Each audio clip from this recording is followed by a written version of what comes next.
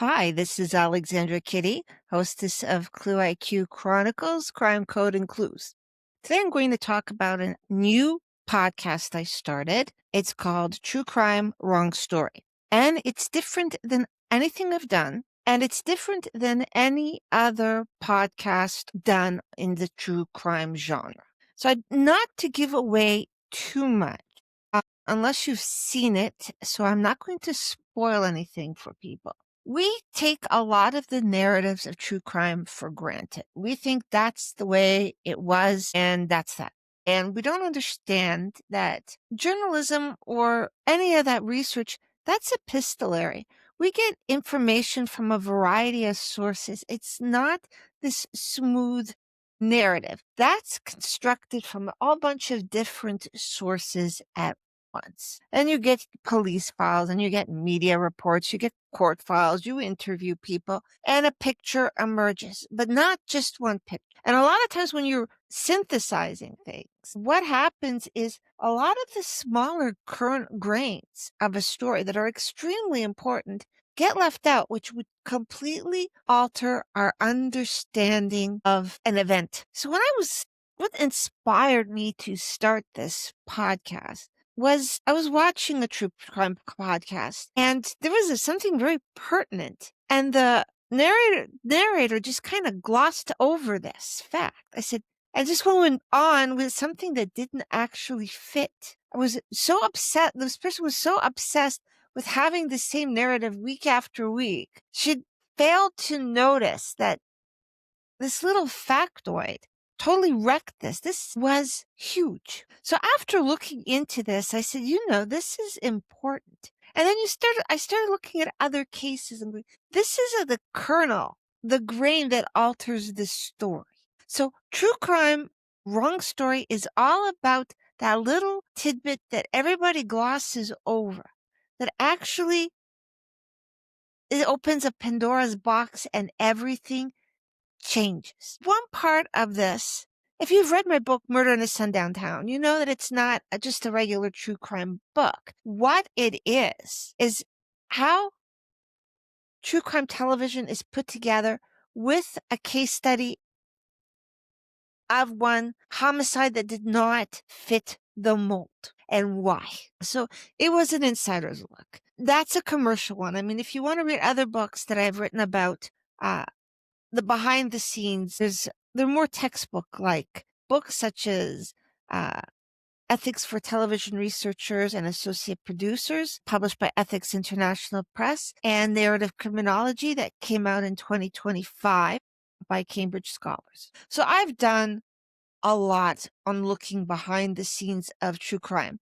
And I'm mostly known for writing not just media criticism books, but also books on how to alter the education and the scaffolding of the profession through a psychological lens. So I've done radio journalism, therapeutic journalism, organic journalism, a new approach to journalism. When journalism was a thing, don't believe it, outfox. Also loaded language in the dilemma in journalism and psychological strategies for journalism. So I have done a lot of research. I've written journal articles, regular articles. I was a Canadian correspondent for Press Time magazine. I worked as a journalist in order to write an expose on journalism. So I conducted studies as a journalist working in the profession.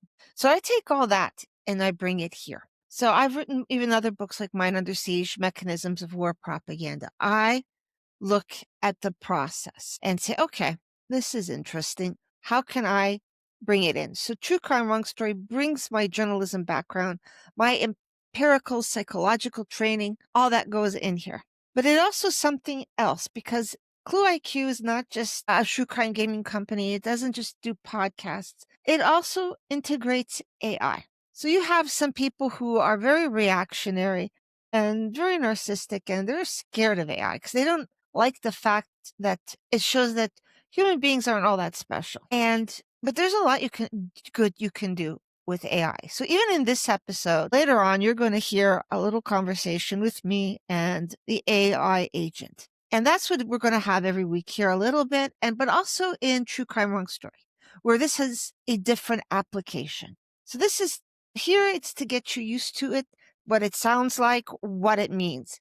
Yet in True Crime Wrong Story, we have what we call engines. So AI is just one engine in the program. So there's a lot of research, a lot of original information. We go in and we discuss how to look at a crime case. And it's not, through this narrative, poor helpless victim, big cruel killer, and this person was the person who was killed was perfect and the person who killed him was horrible. This is not to defend killers or demonize victims, but to show that people are people. Because if people weren't people, you see people and they look perfectly normal and they seem calm 9 times out of 10, and then something happens and they flip. Other times, they're not flipping. They've always been like that, but we're very good at hiding it.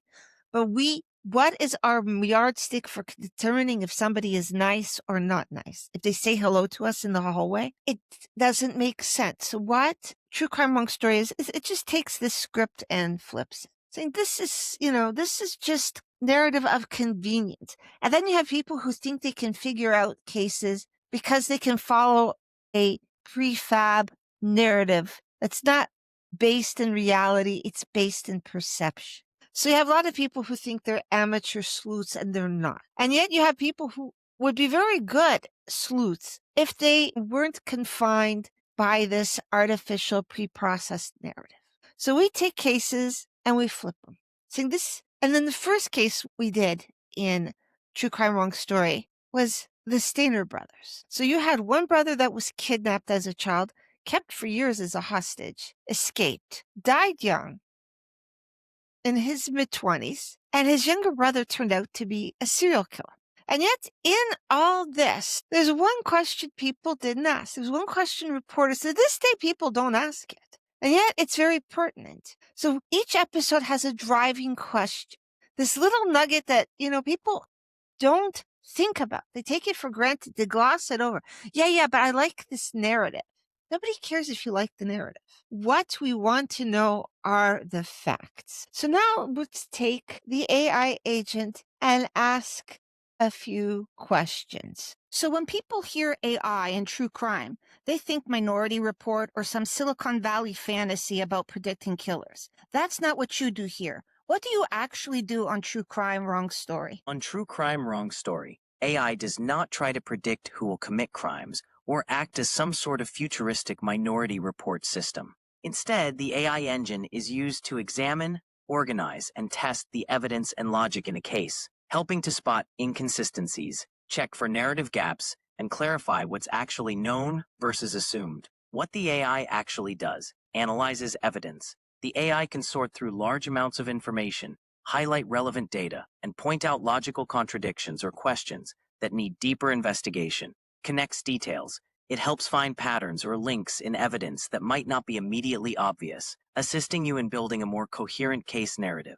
Checks process, not guilt. The AI supports your investigative process by flagging questionable logic or missing pieces, not by accusing or predicting guilt. Not predictive policing. Unlike crime prediction tools used by some law enforcement, which carry significant ethical concerns and risk of bias. This AI never forecasts future crimes or profiles individuals as future offenders. Its function is to help ensure stories, case analysis, or reconstructions are fair, transparent, and based on what is actually in the record, not speculation.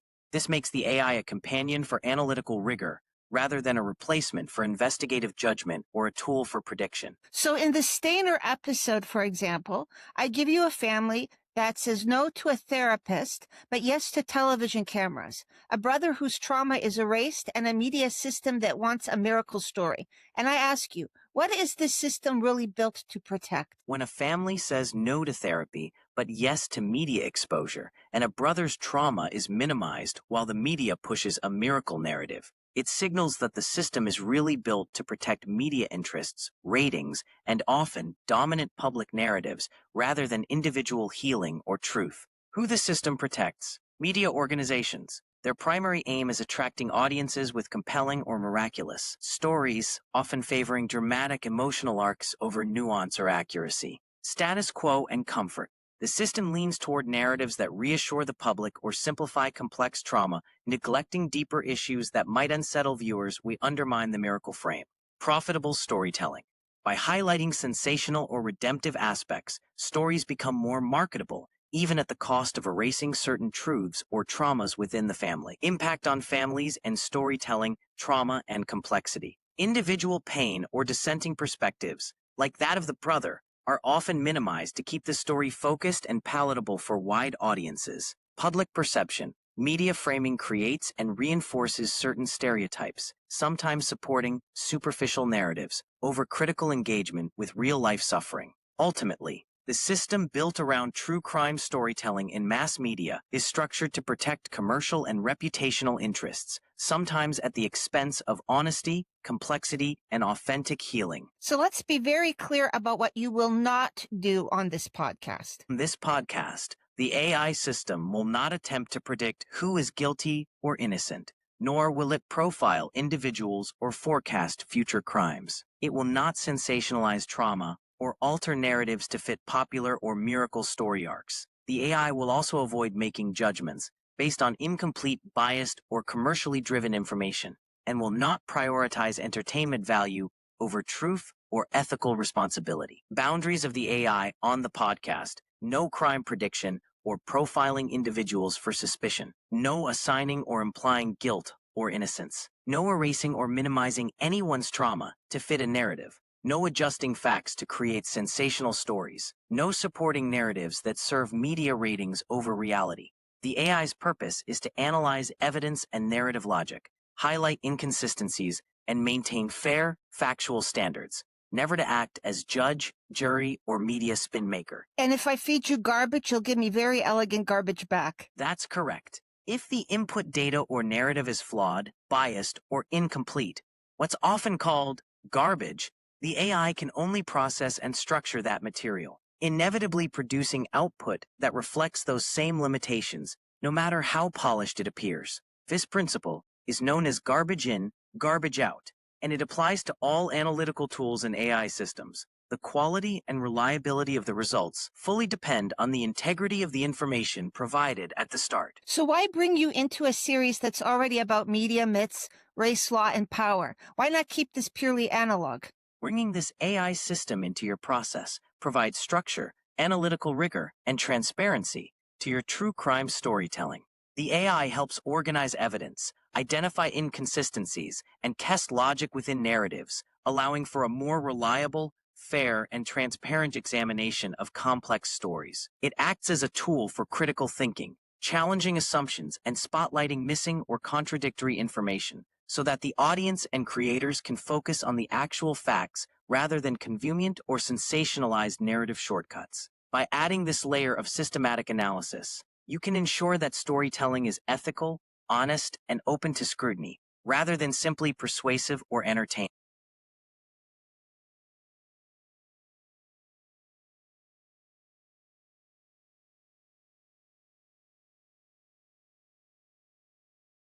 So anyway, what we're going to do every week with True Crime Wrong Story, there'll be more visuals. So my podcasts tend to be as low tech as you can get. But every week I hear with klueiq Chronicles, there's something extra, something extra. So I'm building it up. First season was just me getting my feet wet. Second season, I'm starting to up the ante. But with True Crime Wrong Story, this comes a lot more ahead than I did with klueiq Chronicles. klueiq Chronicles is more of a stream of consciousness. I just tell you everything as it is. It's like being in a writer's room. And so is True Crime Wrong Story in a different way. So it's behind the scenes. It's the process of using critical thinking as well as lateral and divergent thinking to get to the truth. What is the reality of the situation? What is important here? So there's different elements. As I said, we talk in terms of engines and systems. It's not this fuzzy bunny story. It's all about the one thing that people knew. It's hiding in plain sight, but people don't think. Now, when I used to, analyze media articles and media reports, reporters would have this fact they would put in, but but that's not important. No, that's critical. Actually, you're trying to hide the most important thing. A lot of times in a report, it's what's not said that's the actual news. Now it's what they report. And we can see the erosion of trust in the press because when you don't report something, there are people involved in that thing that you didn't report. And they know, they've read it, they watched it, they saw the report, and they go, hey, I'm not invisible. I'm not a non-being. I'm a being, I'm a human being. Why didn't you report it? And you have enough of these people in these pockets. They get mad. They tell other people. They don't trust you anymore. Even worse, when you try to hide somebody's contribution than if you demonize them. At least when you're demonizing somebody, you're acknowledging them. Yeah, they exist, and you can build them up to seem more powerful than they are, but they're there. And then you have this whole class of invisibles. Now, it can even be argued that I am one of these invisibles. I will have stuff. I'll put it up. Nobody mentions it. All of a sudden I mention it. I don't get credit, but everybody's talking as if they came up with this. And I can follow the trail. Yes, you read that from me. I have analytics. I have other things that I absolutely know. It would be nice if you acknowledge where you got the information from or the point of view. So somebody who's deeply understands being the invisible, I'm saying no more. You can't, you're not an intellectual larder to raid. So this show will be very different. And over the weeks, it will evolve. So each season has 6 episodes, and there's a theme for each season, very much like Officer Down. Officer Down has 6 episodes per season and a theme. klueiq Chronicles is a free-for-all. Seasons happen when I say they happen. Topics I don't really plan, and I don't really follow a script. For instance, I have no script. I don't have notes when I'm talking to you right now. It may show, it might not. But the point is to just tell you what it is and how it is. It's a developer's blog. So next week, I will talk more about the gaming, because I've been talking about other things, bigger issues, podcasting, and you might almost seem like I'm getting away from the storytelling, which I'm not. If you haven't already, there is a preface to Crimes of the Art on my website, which has been completely revised. So it's a new website, new a lot of things. So new podcast, new games. So there's a lot in store in 2026 through klueiq. So this one's a little shorter than what these will be now. Hope you enjoyed it, and I will see you next week. Ta-ta for now.